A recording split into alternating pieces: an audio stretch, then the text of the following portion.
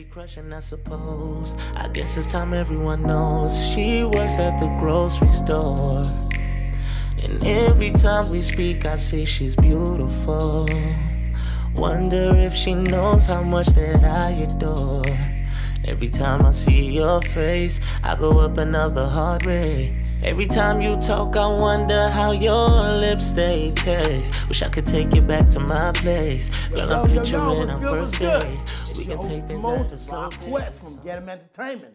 And this right here is USourceMedia. Hey, today we got a special guest. Let me holler at all of y'all real quick. Ladies, this one is for y'all. It's for the fellas, but more for the ladies. You know what I mean? So all your ladies, we want you to start following this brother. And you'll definitely know who it is. I got a special guest today. My homeboy, we call him the king of R&B in Australia, PASIKA. What's up, baby? What's popping? What's going on, my brother? Chilling like a villain. I'm chilling, I'm good. I'm happy to see you. You too, brother. You know what I mean? Bro. It's been a minute. Yeah. Has been a while, huh? What's been, yeah. You know what I mean? The Last first time I think seen you this year? Well, that's Jamaican Festival. Yeah, that was last year. You Damn, feel me? I mean, time December. flies. I remember, right now it's still. Time flies. But yeah. Time flies when you having fun, man. Yeah, bro. Yeah, man. It's been How's good. everything with you, though? Living good? Man, I'm all right, bro. Pushing music, you know, trying to think about new ideas, trying to go forward. Just No trying to push as much as I can, you know. That's what's up. Yeah. All right, so let everybody know out here, what's your background in music? Meaning, what type of music you make?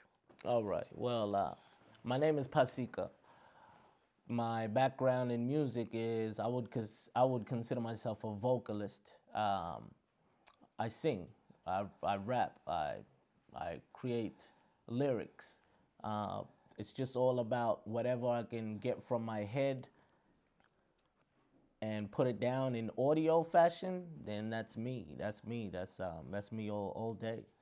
That's what's up. Yeah, That's what's up, R&B is my main, but obviously hip hop is what I do. Hip hop is my essence. I would say hip hop is me, you know. But So how'd you start off? You start, because to my knowledge, and from knowing you for a minute now, you started off rapping, right? Yes and no. Okay. Like I'll say I started off rapping in the sense where at 12 I was writing rhymes, you know. No doubt. But before I ever wrote a love song, I wrote a, you know, shoot 'em up, bang bang. All right, You as feel we me? do. Keeping So, it hood. Yeah, but it's the first essence of creative writing. Yeah. So that's the thing about hip hop. If you're smacked with hip hop as a child, when it hits you, Yeah. then anyone understands. If you've ever hip hop kind of consumes you as a child. Damn straight. If you are smacked with it in the right way, when it hits you like a freight train. So it's like it just becomes a big realization of creative writing. So I would never take, you know, I'm not listening to rappers and taking them literal. Yeah. You know, I'm listening to it and listening to the creative aspect of what they're rhyming about, you know. All right, so your first rhymes, you say you were around 12 years old, right? Yeah. So you were rapping, or you were I was rapping. even writing lyrics for singing? When did that come about? This whole singing I was thing? rapping. Good question. So I was rapping first, right? So what would happen is that if I'm gonna put it, you know what? Let me give you a little. I'll give you a thorough, in-depth, but I'll try to rush through it. No doubt, that's what's up. You know, I'm born in Australia, and I've been half raised in South Africa and half raised in Australia. So when I was 1 year old, my mother sent me to South Africa to go live with my grandmother. So I came back when I was 4 or 5 years old. So around 4 or 5, I come back to Australia. No doubt. That's where I get my first glimpse at Western society. Whereas at the beginning, I kind of was just, my mindset was just, I was in the rural parts of Africa. Okay. So this is next to Swaziland. So I'm in Eastern. That's in South Africa? Yeah, in South Africa. Okay. So to be precise, I'm in Eastern Transvaal, which right now is Mpumalanga. That's what they call it now. Back then, it was called Eastern Transvaal. A lot of my people come from the Swati tribe. Okay. You know, half of them come from the Zulu tribe, half come from the Swati tribe. But you know, that's for another story. So with that now, to bring it up to music, it just, as soon as I got to Australia, Bob Marley. No doubt. First bit of music that really ever, like I consumed it. I really absorbed it. I didn't know how to speak English when I came here. So put that into perspective is that my first introduction into talking was melodically, if you want to put it in that sense. All right. You know what I'm saying? Right. So it's a trip because my mom used to have her friends around, you know, be partying, doing whatever they're doing, and I'm there. I might sing a couple lines to a song, like, you know, they see me get into it, and they'll be like, because my mama named Patricia, they'll be like, Patricia, look, he's singing the songs, he's singing the words, and they'll be shocked because it's English, and like, he doesn't even know how to speak English yet, but he's now gathering these words for the song. So now, if I fast forward a little bit, obviously, you know, you hit the block, you're outside, you're on the streets and playing. I'm from Housing Commission, you know, so if you know about Housing Commission, you kind of in a close proximity with each other. All my neighbors is very close to me. One is underneath me, one's on top of me. I came down to the crib you were living at in the projects. What neighborhood was that? Yeah, so it was in Northcote. Northcote, You feel me? So Northcote right there, you know, it was funny coming up there, but a lot of stories. But if anyone knows about, you know, we're in Australia, so I don't say a poor upbringing because I don't really believe we can be poor as such here. We can just be on the lower totem pole. It's middle class. You feel? Not upper middle class, but middle class. No, you can't be middle class. A little bit lower than that. We're the lowest that can be in Australia. You understand? Yeah. But what I'm saying is that the lowest in Australia is not the same as the lowest in Africa or US or in the States whatever. or somewhere. Yeah, I know what you're saying. Meaning that the lowest here, it's like, look, you got enough money to survive. You just can't party. Yeah. So that's And you can't save. You can't None of save, that, you can't party. Every dollar you get Check is to check. going out. Yeah. And not even check to check. You're living off the government. Yeah. So that's when you're on the lowest totem I pole hear what you're of saying. things. I Where hear you what don't you're have an income, and so that's what I'm used to. I'm surrounded by that 24/7. But at the end, that taught me my English. That kind of grew me into speaking more. But with the music, it really tripped me out because Bob Marley consumed me so much. I really loved this. Like, I was obsessed with Bob Marley. That's I'm what's going to up. say that. So after Bob, all of a sudden Michael Jackson enters my mind, enters my space, you know what I'm saying? Yeah. Like, I had no idea about Mike up until I had an idea about Mike, you know what I mean? Like, Greatest entertainer of all time. So once it was Michael Jackson, it was Michael Jackson. There was no other genre for me. I hear it that. ended up being that I'm from 7 in the morning to 3 p.m. I'm literally watching videos of Michael Jackson. When I say literally, I'm talking every day. And you know, kids, I don't know about today. I don't think you can do it today. I just don't see it done much today. Back in the 90s, bruh.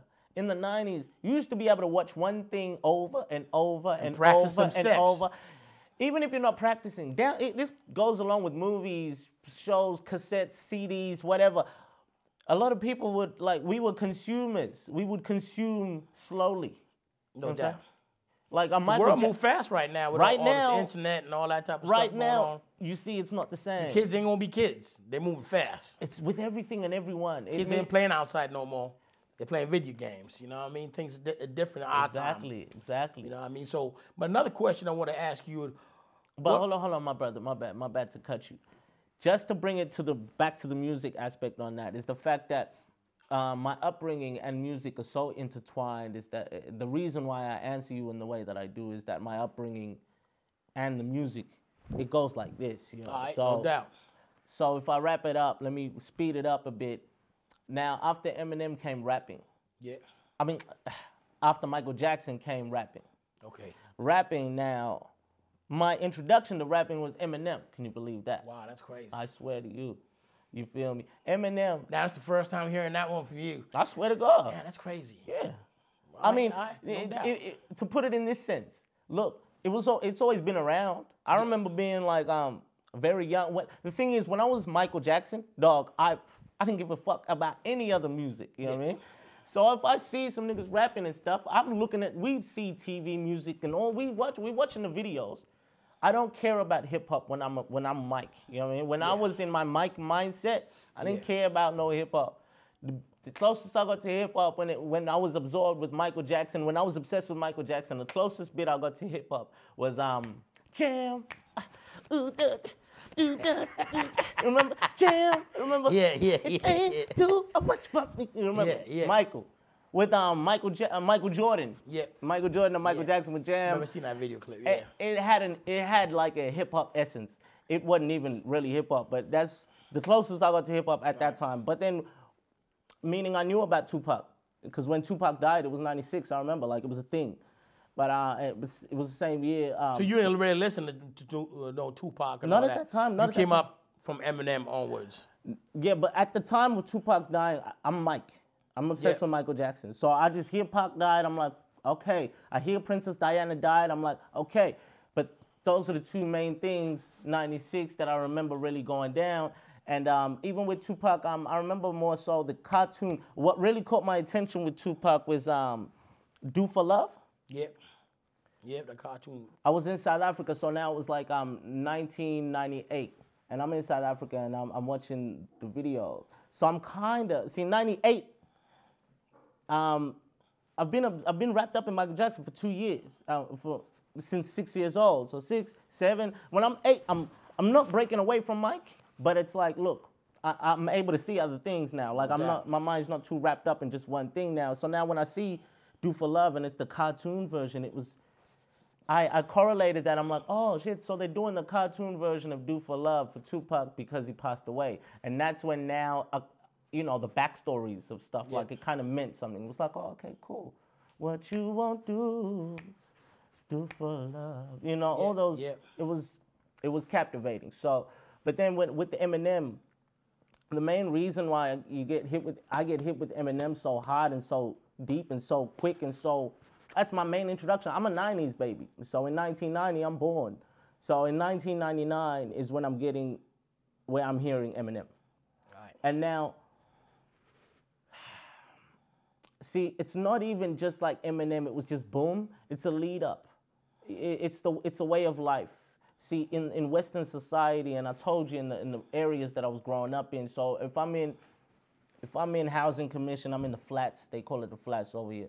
If I'm in the flats and, you know, there's junkies everywhere, you know, there's police, you know, all the goddamn time.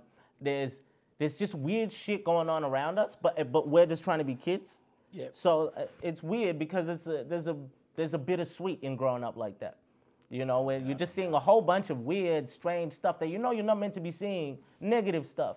But there's a beauty in it. There was like a freedom that we had in it as well. So, but with that now, what I'm saying is that vulgarity of life I start to notice that in my eyes. So then what I'm saying, from that vulgarity, and then things like South Park hits me. I'm 9 years old. I remember watching cartoons. I'm fucking around with South Park. I used to love South Park. So when I remember first seeing South Park and being like, this is my type of shit, because we live that vulgar shit.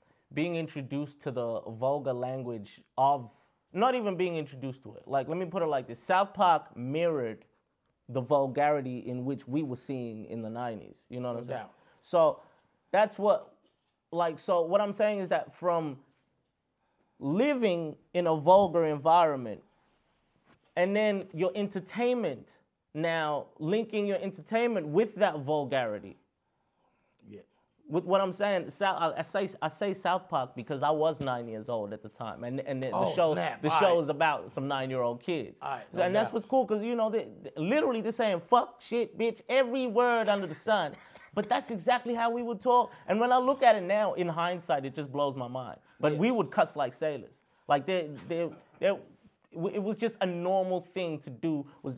We would never say pass me that. We would say pass me that shit over there. What's this cunt doing over there? You know? Who everything, yo, everything. You know what I'm saying? But then now, so what I'm saying is that now 1999, when I start to hear hip hop, like when Eminem springs out, let's say. So with my environment and now my entertainment is vulgar. Now Eminem, yo, what's the first thing you ever heard Eminem say? Because when I tell you, dog, hi, kids. Do you like violence? Want to see me 6 9-inch nails through each one of my eyelids? I'm like, what the hell is this? But like it was just a trip. Not even that. These were the watered down ones. I feel like that's what made our parents say, oh, what the hell is this? But what really fucked me up was like when he would say weird shit like, my life's like kind of like, what is it? My wife's like, what is it? No, my life's like kind of like. My life's like kind of what my wife's like. What? Fucked up after I beat her fucking ass every night. And I'm like, what is going on? What kind of music is this? But that took me. You know what that said to me? This is freedom. Yeah. Hip hop was freedom. Yeah, Through yeah, that speak your mind out. vulgarity, I saw freedom. The fact that Eminem, that's why it's so special that Eminem is the one that opens up my eyes to hip hop, because Eminem was exactly what hip hop, like hip hop is meant for that, right? Hip hop was, I feel like hip hop is a sport of the rebellion. You know what I mean? Like it's rebellious in every way, shape, or form. If it's conformative, it's not hip hop no more. Yeah. So I'm not from the 80s. You know what I'm saying? So I wasn't there with that all being formed. Yeah. So that can't hit me in the same way. KRS-One can't really tell me about hip hop and everything in that way when I'm 9 years old, because I'm not really looking at. I don't know what's like at that. The time wasn't right for me. But what was right is Eminem saying whatever the hell that he wanted to say on the track, and that was something that was dead ass wrong. That's why I say that line that I said, because it's wrong. He would say shit that's straight up wrong. Well, I'm just like, bro, this is crazy. But there's a beauty in that, because then now there's a beauty in the fact that, look, we live that vulgar life that is lived. We think that shit. We say fucked up shit. Our jokes be foul. You know, and I'm talking back then when we were young. Jokes are straight up crazy. You know, when it came to, like, so then after Eminem, after that huge, like, burst of vulgarity, now I was like, oh, shit. Now he introduced me into what it was that hip-hop introduced me to freedom of words. But now when I go to the soul of it, it was Tupac. So now right after Eminem was Tupac, because my dad would come around. Now I wasn't raised with my daddy, but he would come around and he'd drop up some tapes. One day he came around trying to talk and tell my mom and me about how special Tupac was. You know, there's this young nigga, you know, he's so special, he's so talented. Oh, so your pops used to listen to Tupac? Yeah, that's this what's up, was man. the 90s. He was a 30-year-old brother back then. You know what I mean? doubt, that's what's up. He's in his 30s back then. So, and Tupac had died. So he's talking about like how special he was and how messed up it was that Tupac's dead and all of this stuff. And I'm there, little kid. I'm like, all right, you know, he really cares about this nigga named Tupac. Whatever. But I respected it. It's cool. And he's going on about Malcolm X and all of these things. And these were things that he was passionate about, very much so. But then when he left me with these tapes, he left me cassette tapes of Malcolm X. But these are videotapes of Malcolm X. But then he would leave me cassette tapes of Tupac. So then with that now, when I played those cassette tapes, because mind you, he would come through, drop that bit of information, and I wouldn't see him again for another 5, 6, 7 years or some shit. You know what I'm saying? So it's not like I'd always be seeing him, but when I do see him, he'd always just have something there for me to drop that knowledge and dip. You know, and I remember one time I was showing him, I'm like, look, I can rap. You know, I'm trying to show him my raps. And, you know, and he's there like, yeah, anyway. Like, he wanted me to play the guitar or something, you know what I mean, all this stuff. My mom wants me to sing. He wants me to play the guitar. I'm like, nah, I want to rap. I'm talking about shoot 'em up, bang, bang. Remember, I told you, like, if you go through my rhyme book today, you will laugh. But no doubt. You smell like coffee, man? That smells good. It's beautiful. You got to serve that up. I say all of that to say that my introduction into the whole music, from Bob Marley, Michael Jackson, hip-hop, it just, that's literally all of it. Step by step, that's my inception. That's my coming of age into what makes me now the R&B head that I am. Cool. Let's have this coffee. Come back after a break. That R&B head, we going to get back to that. I would love Speak to. to y'all soon. Hey. Do it. Usual, but there's something I think you should know. With you right beside me, I would have a great woman behind me. If I said I want you as you riding, baby, don't ask me crazy shit. Cause I'm the wrong motherfucker to be playing you with. You know this shit. I'm kinda crazy. I don't give a fuck about nothing, bitch. I'll blow this. Ooh, yeah, this tastes good. You know what I mean? This is that Brazilian and Colombian coffee mixed together. All right. You know what I mean? That If you don't know, Brazilian you better and ask Colombian. somebody. For real. All right, so yeah, as we were talking before, man, you were stopped at R&B. You know, how that began to come about. Yeah. So R&B, basically I got into R&B, obviously starting off with loving Michael Jackson, but R&B is just a lovable genre in general, you know. I feel like who can not love R&B? Yeah, because your music, to what I hear, is like, it's got a lot of flavor, like, you know, Boys to Men and, you know, stuff like that, proper classic those are R&B. Thank you. You know what I'm saying? Those are my big inspirations. That's what's up. So what inspires you to keep on going? Women. No doubt. Tell me about that. I want to hear about that. Women. Tell me about it. I know, but tell me. Ladies, it's the only thing. That's the only thing that sort of got you singing or it's a getting way to into express R&B? yourself, you know what I'm saying? No doubt. So, you know, the way I write music, you know, women are my muse. You know, the only way I write music is to envision myself in the relationship with this woman. You know what I'm saying? Okay. So that's my main biggest, like, that's my drive. No doubt. Love for women. You know what I mean? Yep. And it's not on some corny shit, not on some weird stuff like, oh, you know, I don't know, like worshiping women. I'm not worshiping at the feet of women, but at the same time, I'm not glorifying them or putting them up on some pedestal. I'm just saying, me as a man, I love the how you feel. You know what I mean? I love the opposite of me, and they mirror. Like I just love looking at a woman because you know there's so many things about women that just you can go on just about the way they look. You hear that, ladies? Y'all better hit this brother up right here and talk about some of what he's saying. Personally, up close and personal, all right? Let's get back to it. There's many things. You can go on just from physique. You can sing about many things. You can sing about a woman's body, right? Yeah. You know, how many songs are there just about the way she looks? Plenty. You know, she's fine. So many songs about looks. But in all actuality, you know, I feel that men sing about women because of the way women make us feel. Yes. You know what I'm saying? So, I mean, we can look at them all day. Yeah, you look nice, you look beautiful, and it inspires me to sing.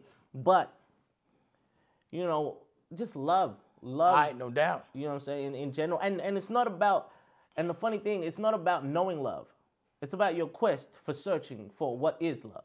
No doubt. See, that's the only way you can write music. You can never write music thinking that you know about this and know about that.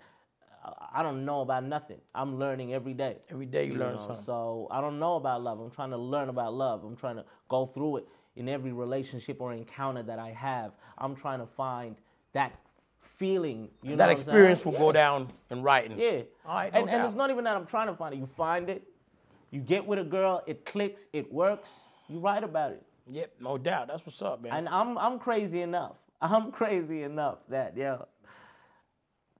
I remember being young, especially when I first started writing. No doubt.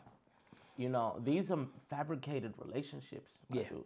I don't think a lot of writers will tell you this. Like, when you're young and you're writing, when you're first starting your creative writing when it comes to love songs, these are all made-up relationships, but at the same time, it's very personal because you know who. You're like, oh, yeah, one time I was thinking about this broad. And you got to think about it in a sense. It's obsessing. You got to obsess about something. Yeah. Because hearing your music is like that. Because you don't just be touching, one subject. You touch everything. Hearing my music is like hearing a nigga obsess about shit. Nah, like you got a couple of freaky songs out there. You know what I mean? So when I hear some of these songs, I'm like, yo, this brother's thought about things before. Yeah. You know what I mean? Expressing himself on this track. Yeah. And some songs, like back in the days, a lot of times we'd have songs like, even Boys to Men. Yeah. A lot of begging. Yeah. A lot of begging. Yeah. I don't find that, R&B singers do that. Because that's what the women like. So we get that. But with your music, we don't get that all the time. You might get a really love song where you're like, I'm in love with you, I need you in my life. Or you might get another song real freaky. And you might get another song where it's like, feel like a player today. You know what I mean? So that's what I like about your music, man, of R&B, what you do. That's the essence of R&B. That's what I think. A lot of brothers need to start coming back to, lyrics and the way you perform it makes me believe it. I try to. There ain't a lot of singers that can do that. Variety, my nigga. No doubt. That's variety. One word, variety. If I can, we all feel different every day. No doubt. You know what I'm saying? So the song should reflect how you feeling and what you go through and all of that. 100. But if I want to hit you with a major big punchline, my number one inspiration for writing music up until this day, I feel like formula-wise, when I figured out, you figure out a formula, you get into a groove. No doubt. R. Kelly. Oh, that's the king of R&B. You can't go wrong with that. When it came to music. Musically, he's the man. The brother would take you to church, take you to the strip club. Yeah, make you believe you can fly. All of a sudden, you a street nigga, all of a sudden. Yeah. I'm a bad man. You know what I mean? Not ashamed of. No doubt. I love so- it. I love the fact that he can just go through so many, like, and you know what it is? It's R. Kelly each time. It's him. Yeah. And then that's why I say he impacted me so much, is because I just see a lot of that in myself. Nothing about young ladies or nothing about any allegations or all of that. Let's throw all of that away. We talking about music. But we talking about literally the essence of what musically, what he brings to the table. What he brought to the game was, me as a youth, when I looked at him, it was just the formula. He was the formula. It's like that, you know, it's what you are. Like what I mean to say is that, you know, when I sing a religious song, that's me that day. When I sing a down and dirty song, trying to get in the sheets, that's me that day. When I sing a song to my daughters, you know what I'm saying, that's me that day. You know, there's so many aspects to a man. Yeah, 100%. You feel me? And R. Kelly was that, and that's what I don't like. I don't like one-dimensional motherfuckers. I don't like no one-dimensional. Yeah, no doubt. You got to be diverse, 100%. You can't love ladies every day, my dude. Hell no. You can't be in love every minute, every second. That's stressful. That's why R. Kelly hits you with that, I wish, I wish, I wish. I love it.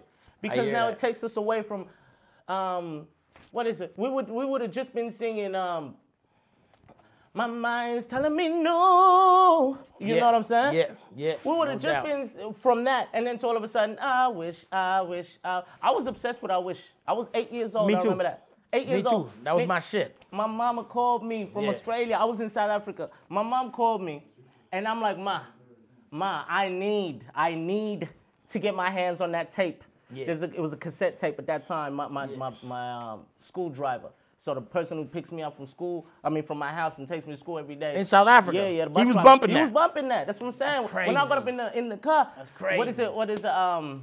Kelly in South Africa. Kelly. That's crazy. Bumping, my dude. I wish. Damn. And it really fucked me up. I would want to hear that song all the time. And that's when he even knew.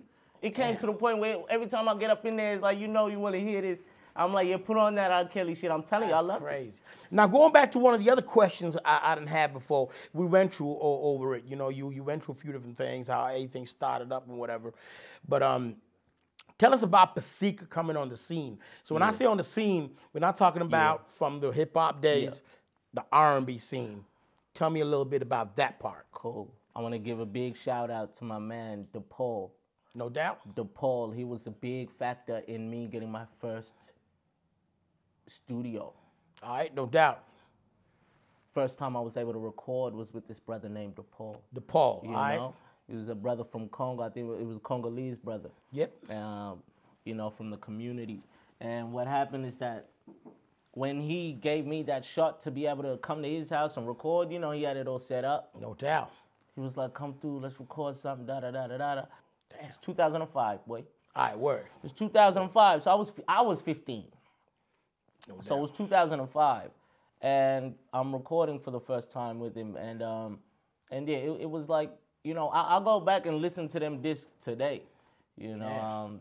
It's cool just to see the growth in everything, you know, seeing my controlling of my voice, you know what I'm saying, like little things of myself getting better, you know, how where you come from back then to now. Yeah, right, you no know, doubt. I used to sing shaky than a motherfucker, bro. I used to, but at the same time, it was that shaky where you're just like, you know, I see potential, but my nigga, it's not. practicing.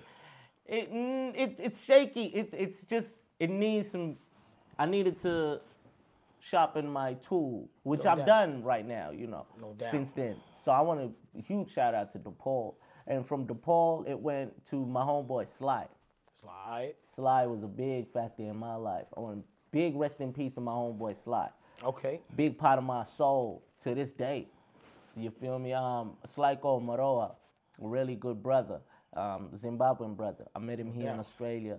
I met him when I was like 17, 18, and you know, everything just clicked.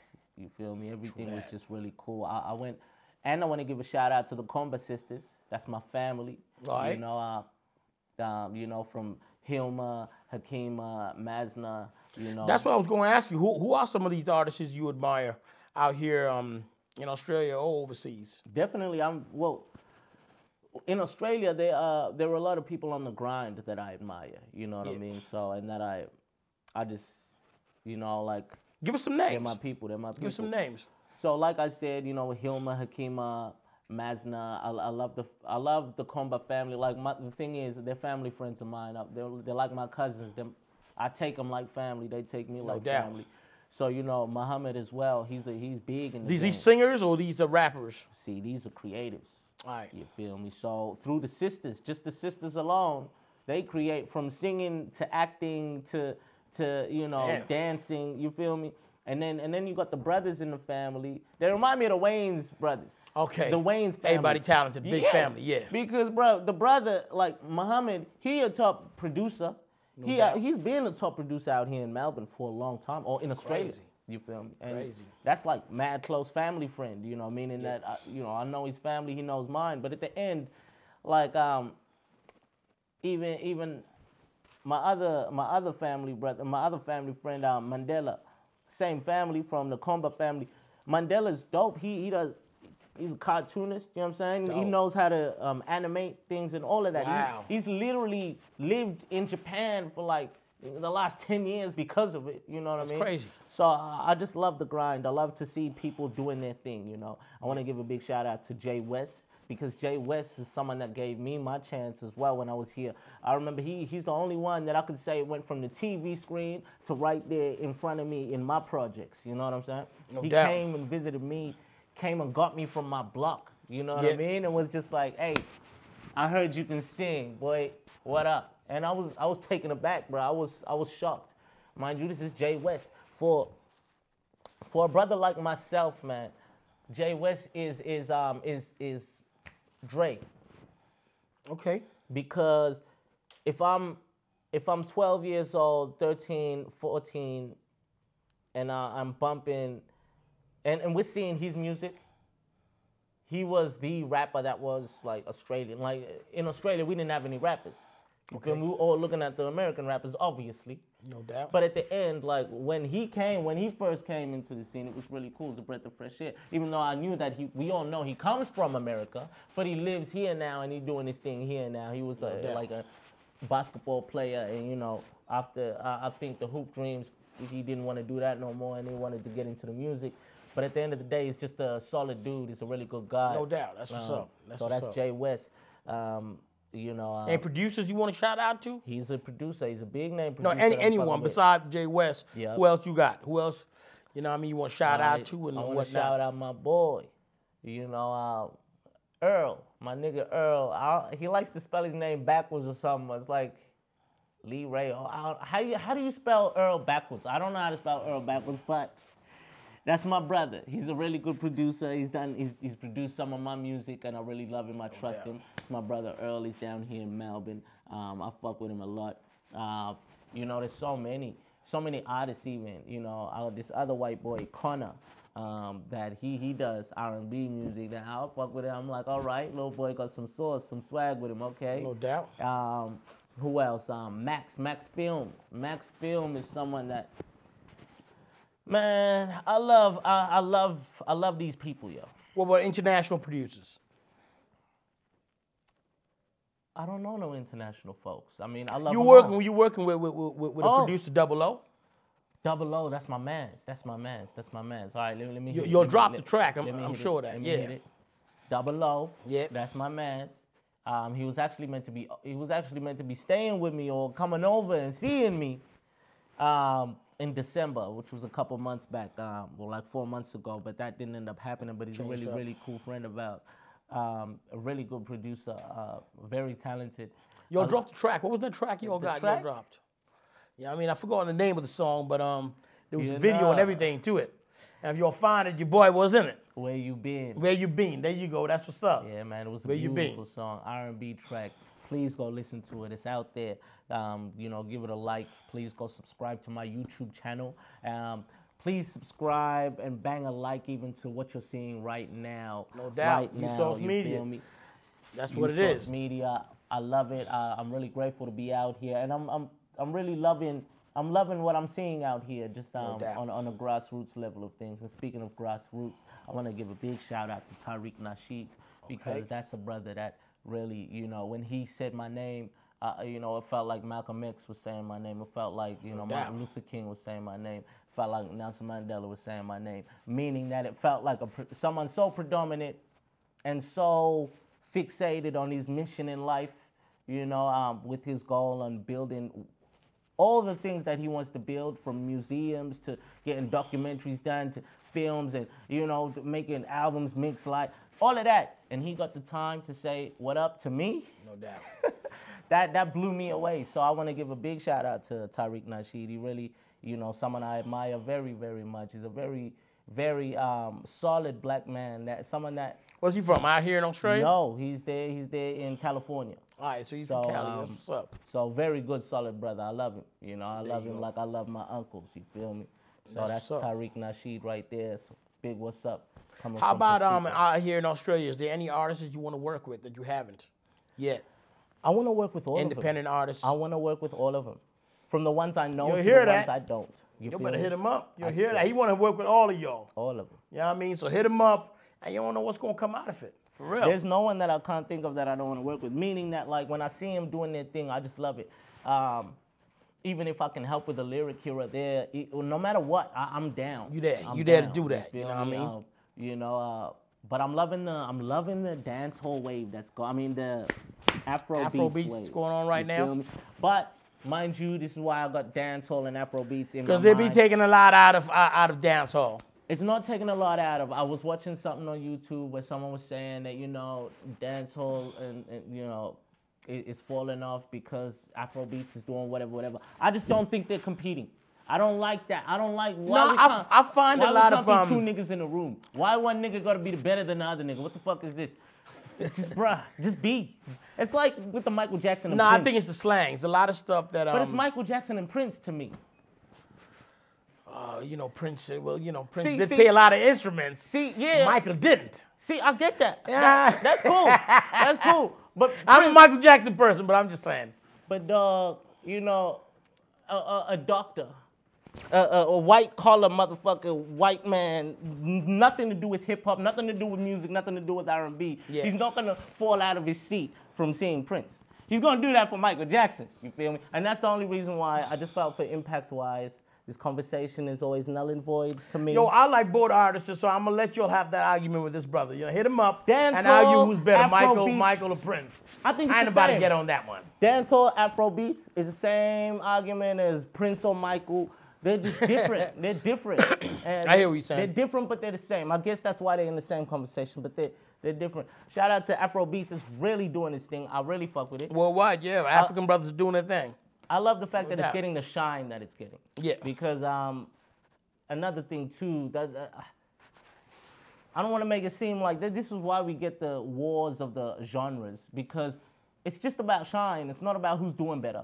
It's about shine. Like now it's dancehall. Now it's Afrobeats time to shine. We're placing a light on it. You feel me? Yeah. Whereas dancehall, it had its time as well, and it's still gonna have its time forever. Yeah, it ain't going nowhere. It's just like R&B. It's never going anywhere. Yeah. I remember, I think it was 2 years ago, people were talking about R&B falling off. People saying R&B was about to, you know, fall off for Well, a shit, second. they haven't heard of your shit then.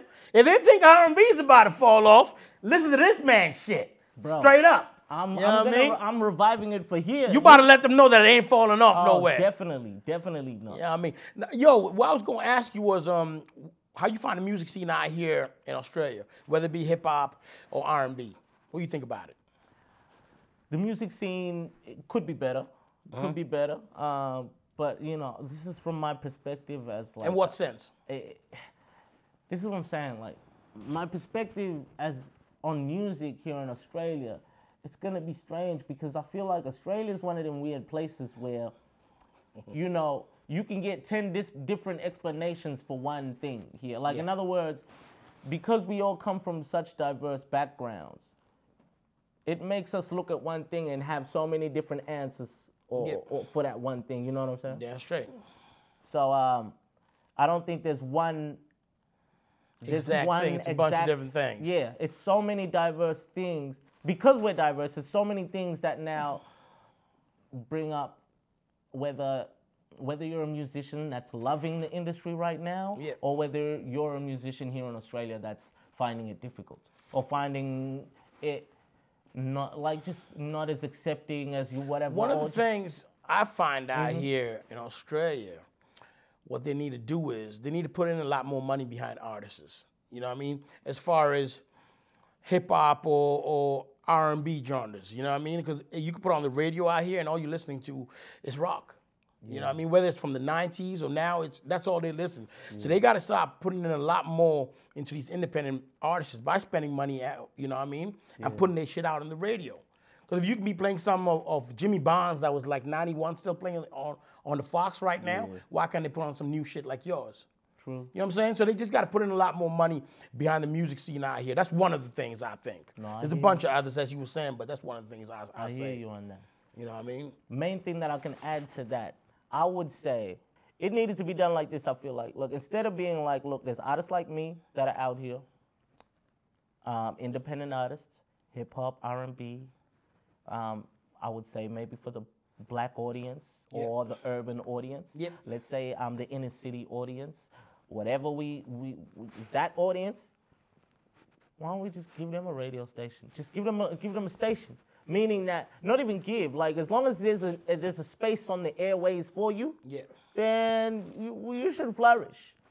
So I don't think that I should be taking over Jimmy Bonds. You feel me? Like what I'm saying is that Jimmy Bonds, me and him don't need to be clashing. Like I don't need to. They don't need to hear. No, Jimmy like Bonds they've got out here. They've got R&B Fridays, still bumping Fat Man Scoop. But Yeah. you got all the talent out here in Australia, R&B artists like you that could be on that channel. Give us a station. Meaning, you know what I mean? I feel like, you know what, which is good, because nowadays there are radio stations that are very hip-hop nowadays. And I be hearing some Afro beats and anything on the radio too. There's a lot of grassroots. I'm just saying we need a lot more.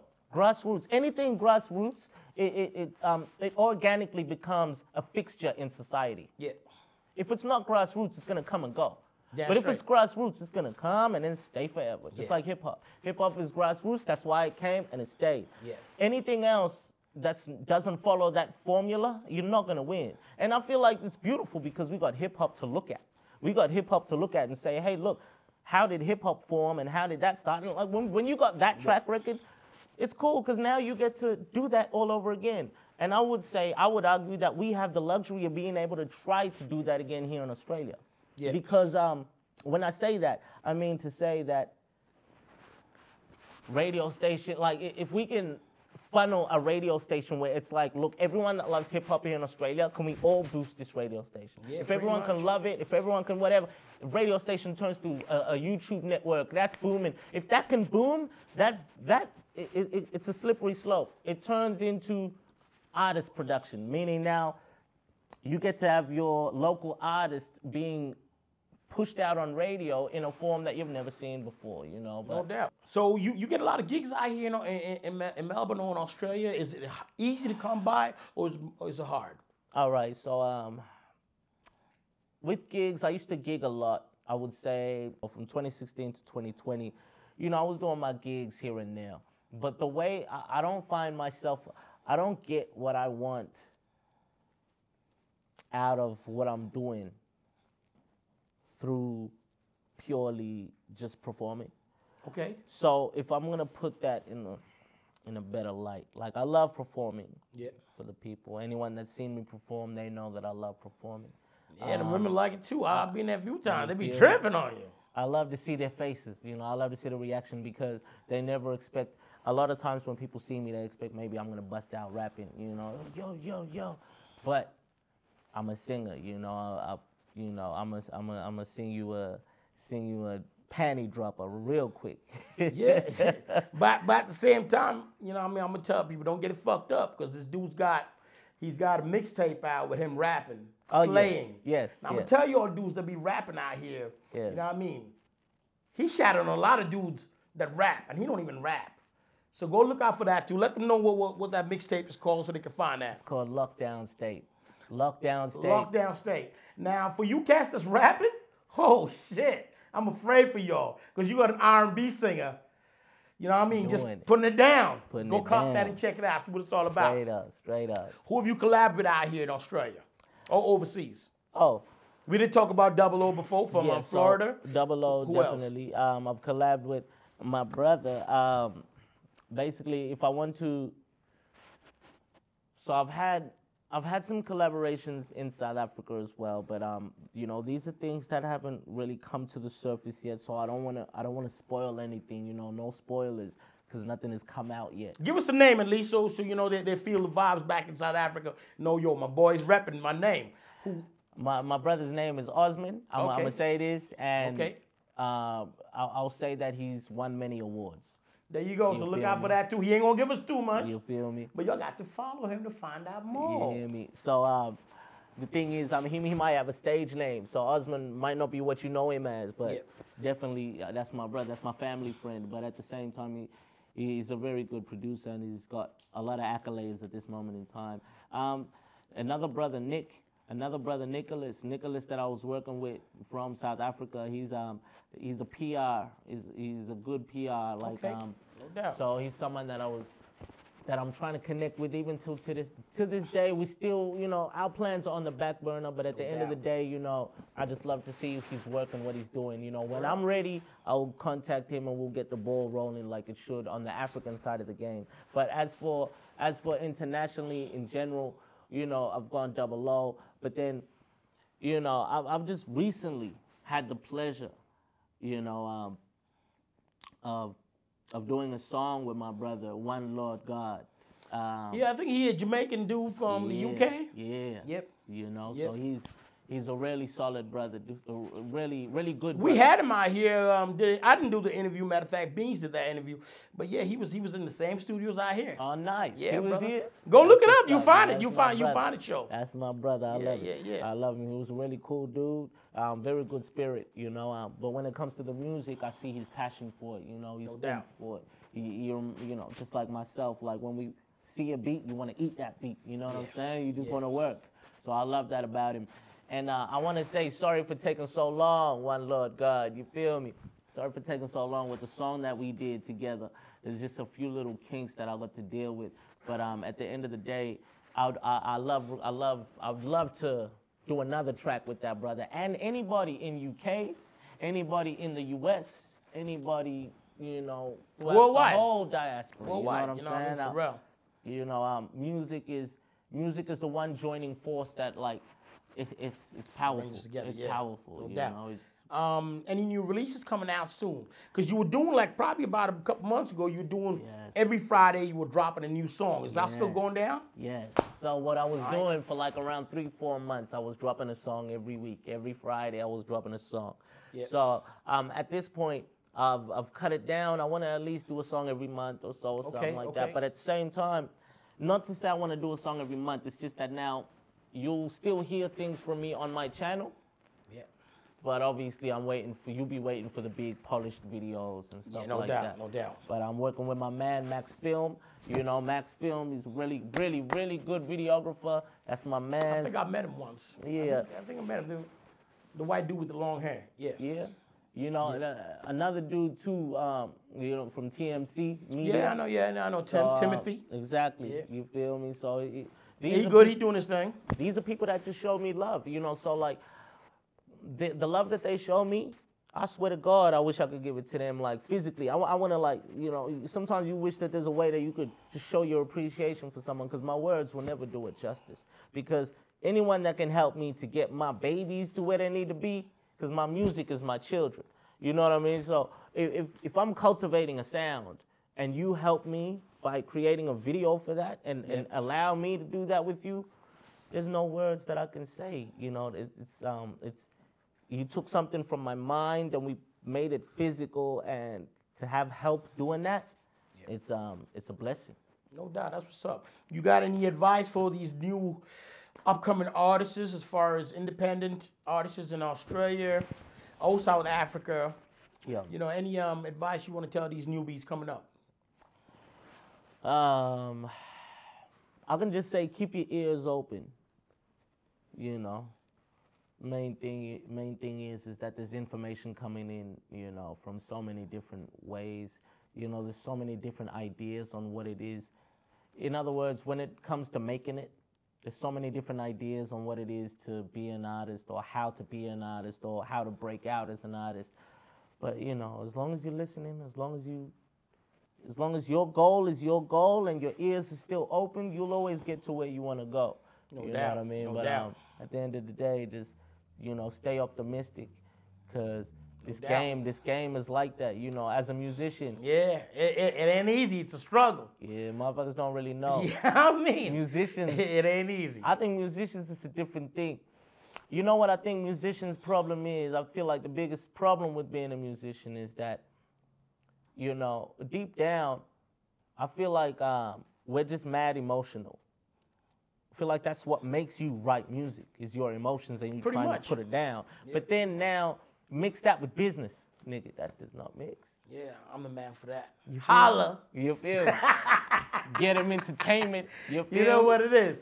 But just trying to tame your emotions while doing this game. It's just a bitch because you got life to handle. You know, you got baby mama drama.